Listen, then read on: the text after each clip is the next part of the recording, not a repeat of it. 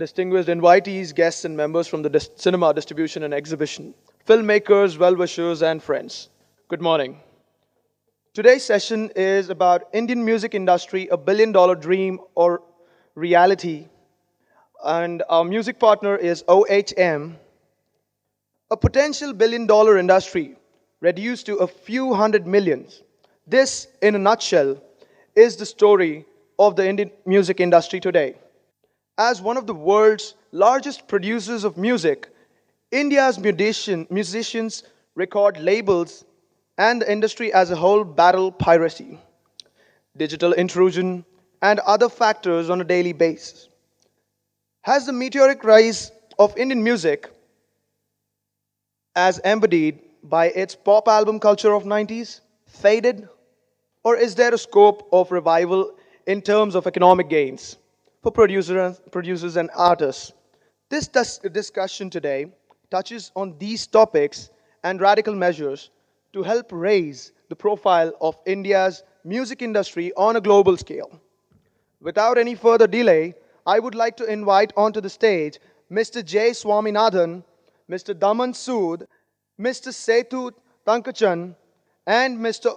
Aubrey Aloysius. A huge round of applause, ladies and gentlemen. Mr. J. Swaminathan is a secretary at South Indian Music Composers Association. Mr. Daman Sood is a famous sound engineer.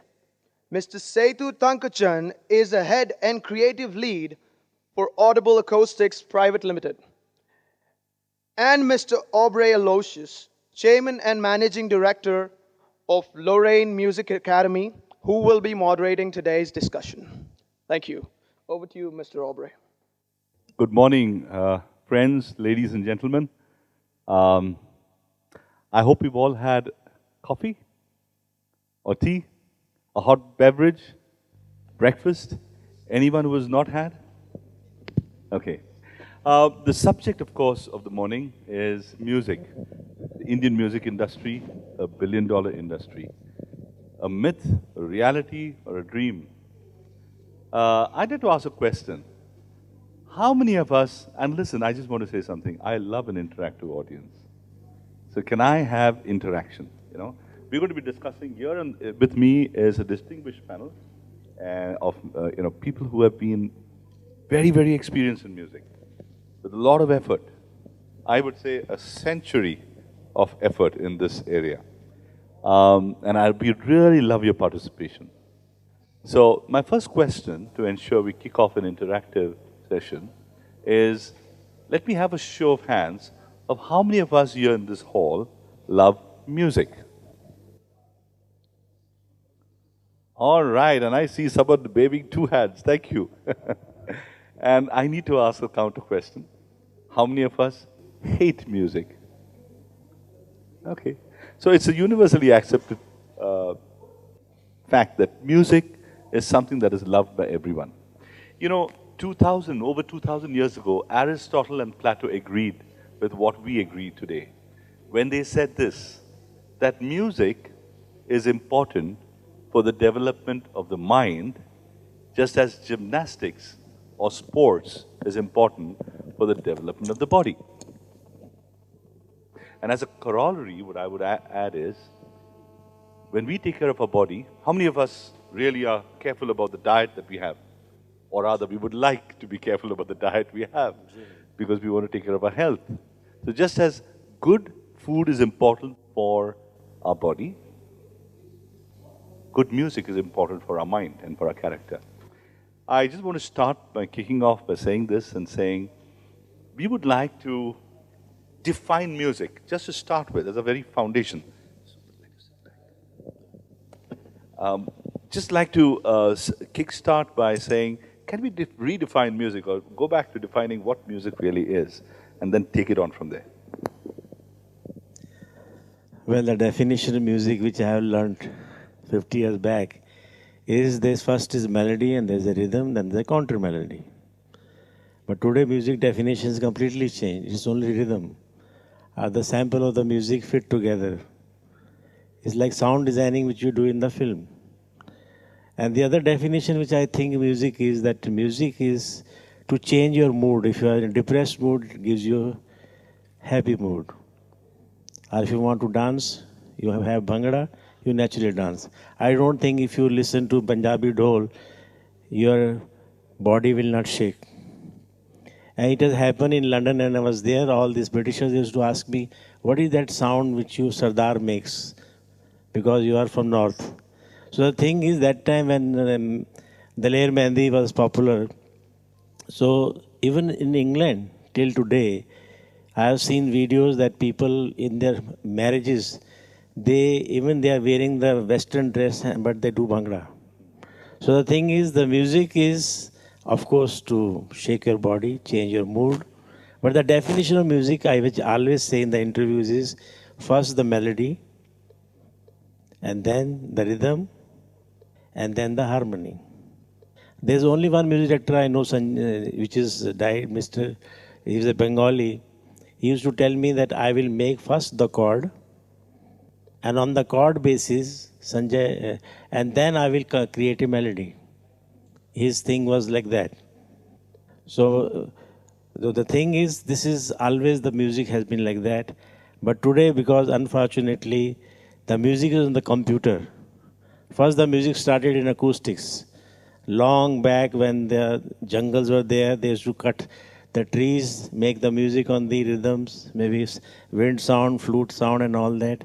So the thing is, rhythm was always there, but the first was the notes.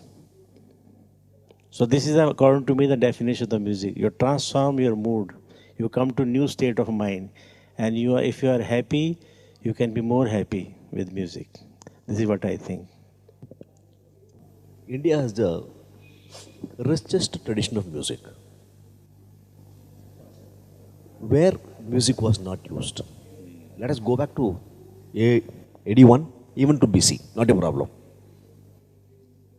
Everywhere music.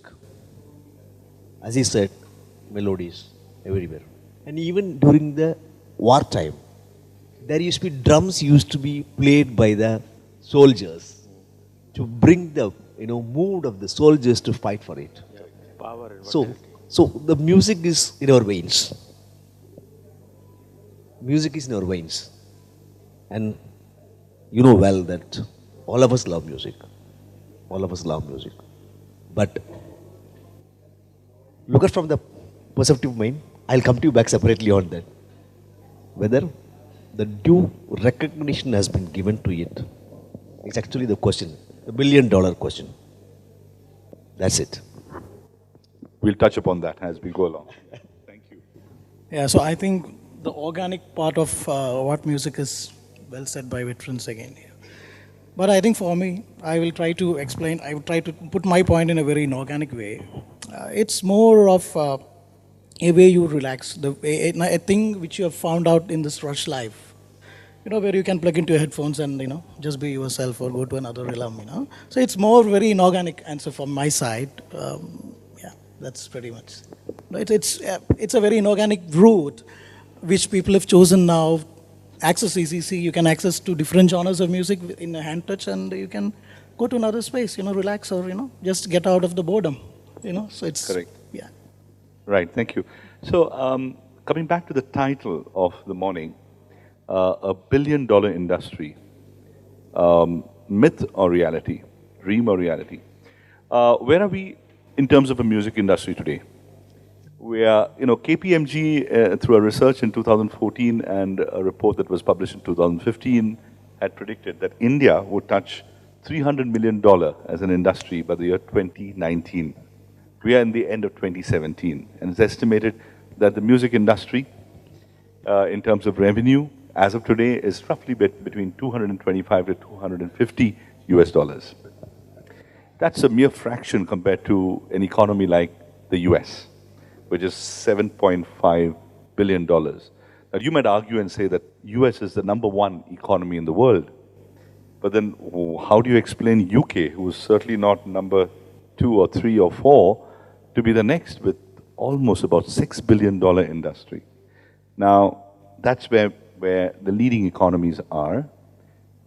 And as a paradox, sizes of economy, India's currently, by PPP parity, supposed to be the third largest economy in the world.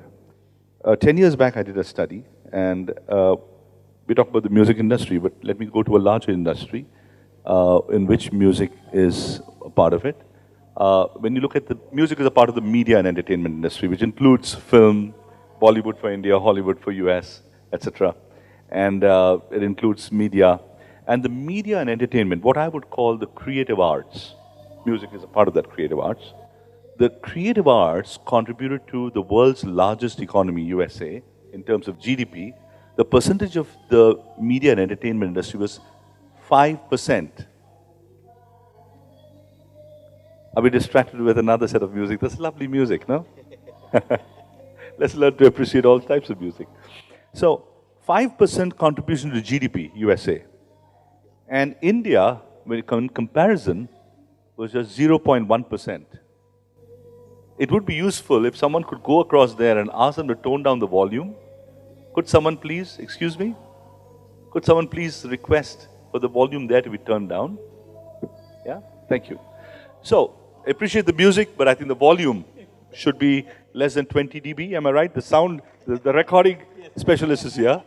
Yeah. Well, the recommended level of mixing is 80 to 85 decibel because the ear is more or less linear. Ear is never linear, and the sound theory says the sound also has a problem.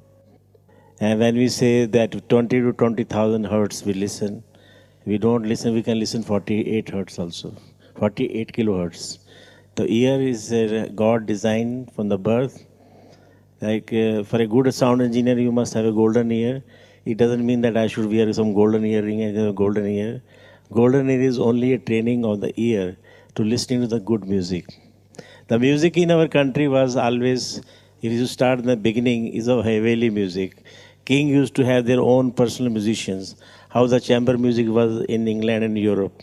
So the thing is, they had house musicians, and certain occasions when the harvest time is there, they were composing and they were listening. So that was called Haveli music.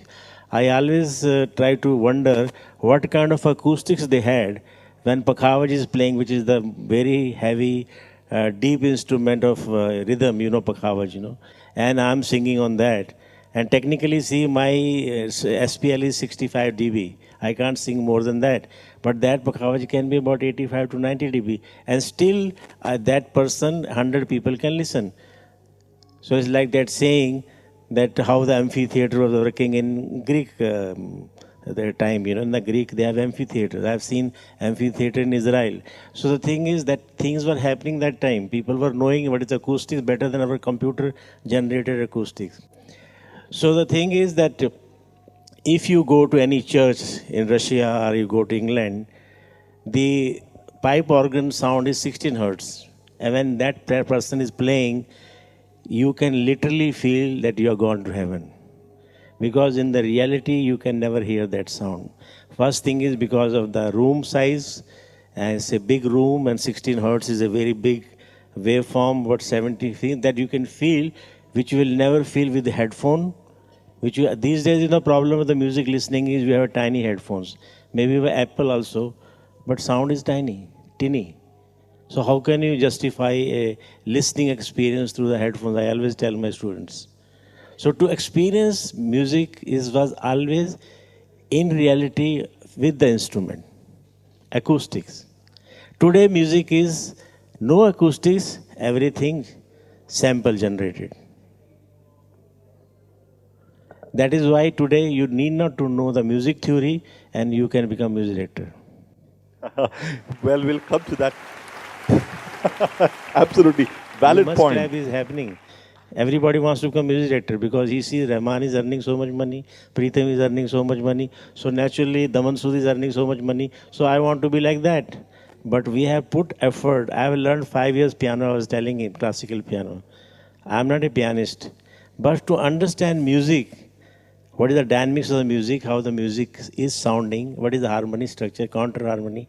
So when I was to play all Bach and all that, it was so complicated to play that one finger is this side, one finger is flying right side.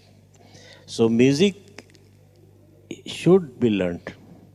And the people who are connoisseur in the music, by the way, I'm telling you, All the classical people, I met them, they are very rich people, industrial people, and they have studied Indian classical music. Can you imagine that?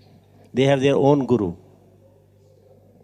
Mr. Inamdar, who was the DIG of Bombay, I was my friend, he says, why I learn and sing is because my whole tension is murder, mystery, gang, this, that, because I'm a DIG position, Director General of Police. So whole day is all stress. To relieve that stress, I sing and I listen to the music. That is the definition of the music.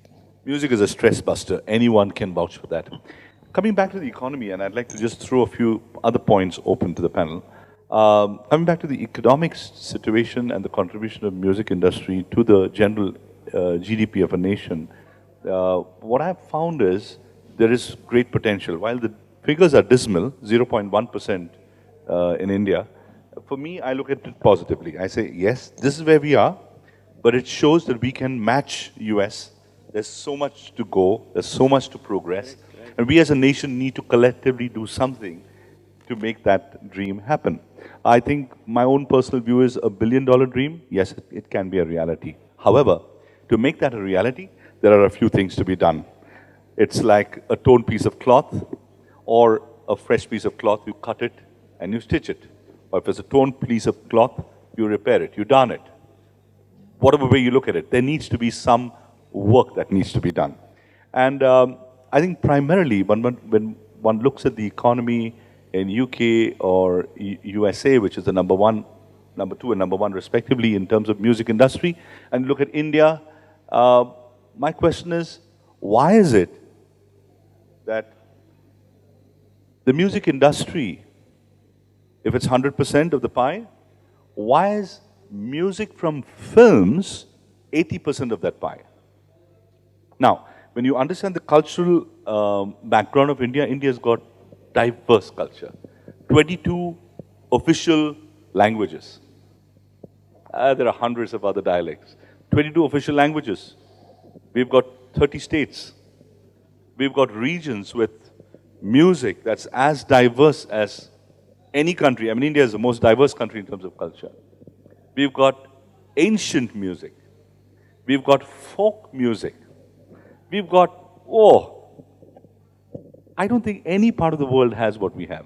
And yet, why are we stuck? How come we have got stuck with this 80-20 principle? You know, it's a Pareto principle, but it's the inverse Pareto principle.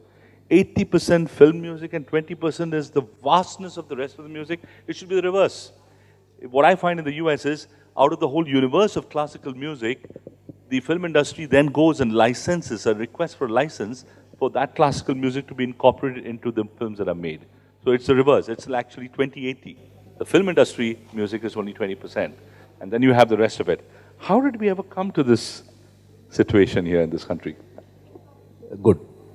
Actually, if I go back to, again, 1930s, 1940s, when the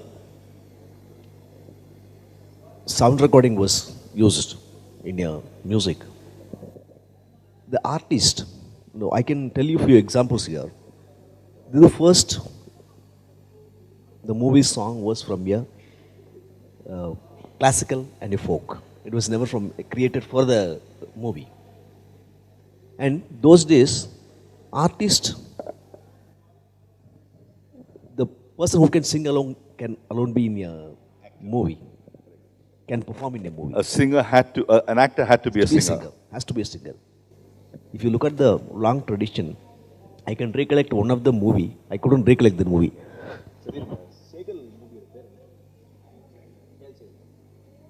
It was one KL Shekhar movie. There was one movie where KL Shekhar was the artist of one music company, and the pairing artist was the artist of another music company. So that particular song was released by two different music companies. Bombay Talkies and So the music was the essential part of the movie, even today. But over the period, what happened was, people love music. But I'm very sorry to say this, doesn't want to pay for it. Did we hear that? People love music, but people don't want to pay for it. How many of us regularly buy music? Let us first you ask a principal question. Yes. How many of us use the laptops or desktops? Okay, let's answer that question. How many of us use laptops, desktops? Okay. You know what's the second question? How many of us pay for the Windows official version? And then once you get the official version of that, you use PowerPoint, you use, I don't know, so many other softwares. How many of you really go and pay for the versions of the software that you use? Let me have a show of hands. Honesty is the best policy. So there you are. You start with, so I'm telling you, why is music industry not 1 billion today? That's one contribution. That is what, when a person who is using on a day-to-day basis, sitting and music is listening and enjoying and, for my thing. I'm working on a laptop, I'm working on a computer to make my livelihood for a food. I'm ready not to pay for a Windows version. Then where I'm going to pay for listening? This is a mindset. I mean, I think it's more, it's actually multidimensional. The issue But I'm itself. very sorry to say this actually. This is my finding. It's a sad state, and we're going to find a way. Whenever I go to a panel, this will be my first question. And I think the challenge of this panel is to find a solution and the way out of it. So we'll discuss that. Yeah. So I think it's multidimensional. Culturally, we have associated with music for generations by film music. I mean, I'm 40 years old. My dad, you always have listened music through movies. You have seen Shah Rukh singing a Kal Ho Na Ho, or, so it's more of that. So I think that pretty much explains why 80% is film music, one thing. Second of all, if you look into the folk and classical music, how it has emerged, it has been more unfortunately confined to pockets, I would say, There was this belt who was, into Carnatic, and there was another group of people who were more into Hindustani Gharana. So I don't think it was very popular on a mainstream level to the actual core people. So I think that also is one reason, and I think we've been always used to listen to music in a free platforms, in your radios, and I think another reason is digitally we have just recently we have come into that domain where we can actually tap the revenues of any music. In fact, we had CDs, people used to rip out of it and listen to it, but now we have digital platforms like iTunes or Wink or all that, so where you have to actually even pay and then start. So that idea is itself a very small seed right now. So it will take its own time to grow. Absolutely. I'll speak about that.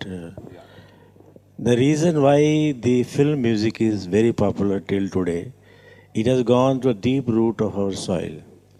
Now, when I was about 13, 14 years old, the Binaka Geet Mala was conducted by Amin Siani. He is now 80 years old. The people used to gather near a pan wala shop. He had only radio, and that was his attraction to sell the pan. So we used to all stand there, Binaka Geet Mala, when he used to come in the evening, have 1 hour program, and listen to total film song, which is the latest one, and who is number 1, number 2, number 3. At that time in my city, I never knew there is Indian classical music. There is a folk music. Even if in the marriages in the Punjab and till today, they sing their own tune, this folk music. In South also beautiful melodies are made. And they were made by the tradition set by the people who had some musical capability. So basically is from the very beginning, if you say music, music was only a film music. That is the reason till today, in 80% share goes to and today if you want to become a singer, nobody wants to become classical singer. He says he may not get the show. But he's striving to become a playback singer because everybody is targeting, I want to become like Udit Narayan, maybe Aji, what is that? No, the new one that Arijit Singh. He wants to become like that. And he thinks when he's charging crores of rupees for the show, today he's charging that. And a man always thinks, I should target that. If he has becomes a classical artist like Pandit Jasraj, or Bhimsen Joshi, with whom I have recorded so much, how much they'll get per show? Maybe 1 lakh rupees if he's a good artist. How many show he'll get? Maybe 1 show or 2 show in a month. So income wise, you always target. Today we think about money. We don't think I want to be artist in this field. And today because of Saregama and other shows which is happening, talent hunting shows. And the boys who gets the like first or second, it is already picked up. Like Pritam will pick up, maybe Anu Malik will pick up, or Sajid Wajid. Anybody will give them the chance. And then suppose their song becomes hit, and nothing succeed like success. Amen. I had a problem also in the beginning of my career, but once my song become hit, so everybody is after me. So this is a thing, people who are striving after money. And it is not the passion they are driving. They don't want to be classical. Today, nobody wants to learn music, Indian classical music, tabla, sarangi, sitar, because it's complicated. If you try to learn sitar, you will cut your finger maybe for 6 months. Who wants to do that? Blood will come out. They want this soft fingers. Put sitar. And the other problem in the music making today is, suppose I want to have a drum. I don't know how the drum should be played. So I am just sampling the sound, whatever is there, and I think I am a good drummer. If I want to have an orchestra, let us say I have a sample of Vienna Symphony Orchestra, which is a very good sample, but I don't know how the orchestra is written. If you see the classical music writing 18 parts, how the orchestra is written, what are the notes are written, how tie notes are there, MF, all the, velocity of the sound, you just play, that becomes like that. So the music making has become only note making. And then you get automatic arpeggio. I just press these 2-3 notes, arpeggio automatically happens. So what is happening? Why I should learn music? I'll give you an example of rap singer, Baba Saigal, I think. He was a rap. I asked him one day, how you are not learn music, how you make song? He said, very simple. This chord, which I like, I do it. So I said, this career will not last more than 1 or 2 years. You must learn music. He never learned music because he was making money. He was getting shows. Now tell me, where is his Baba Saigal today? Ultimately, the people who learn music, they have, like all this, our music director, R.D. Burman, whatever, Lakshmikant, everything, 30, 35 years career they had. And still they were in number 1 position. Because they knew the music. It's classical music, they know. Everybody's root is in classical music. From classical become light and then become film music. That brings me to the question of education and training. We talked about film directors who are film directors without proper education.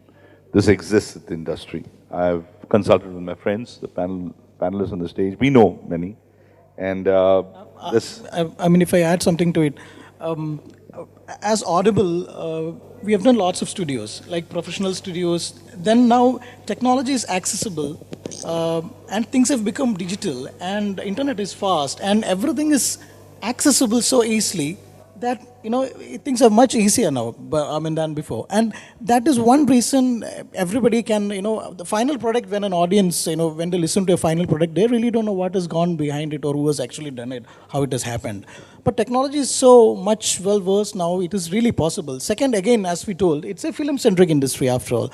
So there is a production house probably sitting there and manipulating the entire process of this making music. Because I have another platform called 20TV, where we do a lot of music production. So I am an audio engineer as well. So I've seen how it happens. So most of the time, composers may have a reference point. I want a song like this. For this situation, I want a song like this. This is already scripted. So the composer is, fine, if you want it, then I'm going to give it to you. And this particular singer should sing the song. So from where does these decisions comes? It doesn't come from, most of the time, doesn't come from a place who are inclined to promoting art. It's business. It's a movie business and it needs to make money. The song needs to hit 50 million views. So there are certain criteria which is stipulated to the entire team, which makes it totally out of the context, Also, there is another view, where this is the status as of now, but where do we take our country from here? And I think education, exposure, we're talking about skill development, technical input, I think these are very, very vital. For example, if we had, now A.R. Rahman, as a man in the industry, I greatly respect, and there are many like him, but not too many. He has gone through the rigors and discipline of learning Indian classical traditional music under his guru Ilayaraja, and also simultaneously or thereafter, immediately thereafter, went through the rigors and hard training of going through the Western music through Trinity College syllabus. Now, A.R. Rahman is A.R. Rahman because of those rigors of training, education, and skill development that he has put himself through. Now, how do we produce more A.R. Rahmans? It will not happen if a musician who learns 2 chords says, now I can be a music director. Just because a music director like Preetham earns a lot of money. It will only happen when he or she puts himself sacrificially through the rigors and discipline of learning. During the time of learning, he may not earn those crores of rupees, but will get him there if he is patient, if he or she is patient. That's the culture we need to introduce in a generation that is not patient with anything they handle in life. That's a challenge. Today we require fast food, sir. That's a problem. Now, the fast food is not good for health because we know that slow food is good for health. So therefore, fast training is not good for our careers. Like he just mentioned one guy, Baba Saigal. That is what. Yeah. Any person who's got a win, to ensure that he is continuously on the winning level, he need to get practice himself to make him to be always on that. Cutting edge. Correct. That's very important. Correct. Now, coming back to education and technical training, I think it's very important for people to understand any field. Music has got vast scope. It's not just music making, it's electronic music making as well, but there is skill involved. There are opportunities for revenue generation and earning income generation through live performances. Now, you can't be a live performer without practice, without education. You'll be hollow, you'll be found out. You'll be discovered, you'll be thrown out. You won't get a second chance. So, but there are these revenue streams that exist. These are career opportunities that exist, but all of which need education to back a person up. I mean, I came to do audio engineering. I was doing completely something else. At the age of 27, I came to Manojji, his place in Chennai, and I told him this is what I want to do. And he told me, I get a lot of things like this. You know, kids who struggle with their parents to come and do audio engineering, they have to convince. What do you do? I'm an audio engineer. Is it like civil? No. Mechanical? No. Audio? What is that? Which university? So, if that is happening for a technical thing, music is still deeper down, you know. You want to learn music and be a musician, it's very difficult. So I think culturally people need to understand that this is a stream where people, they can come, and if they have the talent, they can. But then that needs to be a change in the head, you know. It needs to, that's a cultural shift which needs to happen. The other challenge I want to throw open is, I know Damanji, you were born in Mumbai. Which part of? Punjab. Sorry, Punjab? You were born in Punjab. Sridhar, you were born in? Tamil Nadu. Tamil Nadu? Kerala. So let's talk about either our native place or the place that we were born. I was born in Mumbai, but now I am a Haryanvi living in Gurugram, which is not very far from Delhi. And I have my origins in Kerala, so I'm a true Indian. But I'm comfortable with English. You know, English is my mother tongue. So I've got to really think hard and say, what are my roots? No, I'm an Indian, okay? I love Indian music. Where I'm coming to is this. No matter what our profession is, no matter what our profession is, whether it's music, yes. There is nothing called Indian music. This collection of the entire regional music is called as Indian music. Correct. So, did we hear that? The collection of the entire multiple regions music is Indian music. So, that's what I stand for. I believe in unity and diversity. You took the point, no? Yes, thank you. So, India is a diverse culture, and finally we're Indians, right? Wherever we are from. There's one song that unites us. Which is the song that unites us? Can anyone say this? Sorry? Which is the one song that every Indian will sing with pride and precision and passion? The national anthem. Now, who wouldn't? I mean, that's the one song that we all Indians, that the one song that unites us. But also in the unity, we need to understand our diversity. We are from different parts of India. And so no matter what career we are in, whether music or non-music, I don't know what careers each one of us are in, but if we can be passionate about the place of our origin or the place of our residence and promote that music, I think that is the way forward. Now, we've discussed where India is in terms of music. We will come to the very crucial part a little later last. I think, the way forward to $1 billion industry is by promoting local culture, where we are. and cross-promoting Yeah, it. I would call it counterculture. Counterculture, absolutely. And we'll come to counterculture. But, coming back to Punjab, he's in Mumbai right now. And the Mumbai music is Lavani. Folk music is Lavani. Dance. How many of us have seen a Lavani dance? Yeah. I'd love to show you, because I come from Mumbai too. I'd love to show you. It's a lovely dance, okay? And Legium and stuff like that. But he's from Punjab. And Sridhar is from Tamil Nadu. And I'd love every Punjabi boy and girl to be exposed to Tamil music and Tamil dance, Kathak, Bharatanatyam, not just Bhangra. And I'd love every Mumbaikar to be exposed to Ditang Bole, la la la la la la la la, West Bengal. But that's our country. That's India. It's not just a Mumbaikar. Mumbai is not my country. It's everything is my country. Now, when we start having that attitude of exposing our culture to one another proactively, is where I believe that 20% which is today can become 80% which it should be. Yeah, I mean, when we did, there's a band called Thaikudam Bridge. It is generally they get inspired from Kerala folk, very rustic, organic folk, and then they put it into a nutshell where it is more Western or in rock genre. But then when we did his studio, that time Thaikudam Bridge was not there. And he was into programming and he was... and I could say, he was so desperate at that time. And Govind used to tell me, I don't know, Cheta, where this is going. I'm just done with it. And then they started together and then they started playing songs. And Avial came, a band from Kerala. They started that fire. And these guys are doing amazingly great now. And for a fact, in a way, the real folk is actually getting promoted. All those old things which we have forgotten before and, So, in a way, that counterculture needs to come up. I still don't know if they are very happy with the revenue, which we will be talking about, I guess so. But at least from an artistic point of view, they are making a mark. I really hope bands like this come up, and start telling their stories and putting their stories, from where they belong and where we can all connect, So, that's kind of very... Correct. Valid point. As Takachan said, Thaikudam deserves still better. What the international bands have got, what type of promotions, what type of reach they have got, I feel Thaikudam didn't get it. Yeah, I think there is a revenue pattern behind it. There will be something. The music industry, I feel that they have should have been still better recognized.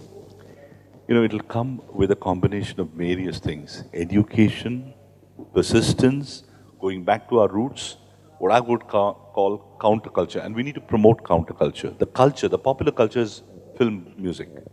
Nothing wrong with it. And I think the core of that, going back a little back, if I can just take 1 foot back, I think the issue in India, unlike in, say, US or UK, the issue in India is that what is the focus of popularity is the film song and not the artist. Absolutely. Talent is not recognized. Music is randomly searched by Shah Rukh Khan's latest movie, Shah Rukh Khan. It's search and experiment and discover. It's not search for the artist. So therefore, talent promotion is very important. That is lacking. And I think we need to have people who are pioneers who invest in infrastructure and talent development. That is one. So that is, those in the industry and those who have the money need to have that as a social responsibility in the area of music, to invest in infrastructure. You have a question? Yes, we will come to the question and answer session in a few minutes. Those who are in the industry, and I think we have on the panel people who are involved in the industry, to set up, eminent people, to influence and set up infrastructure. B, to identify and promote talent.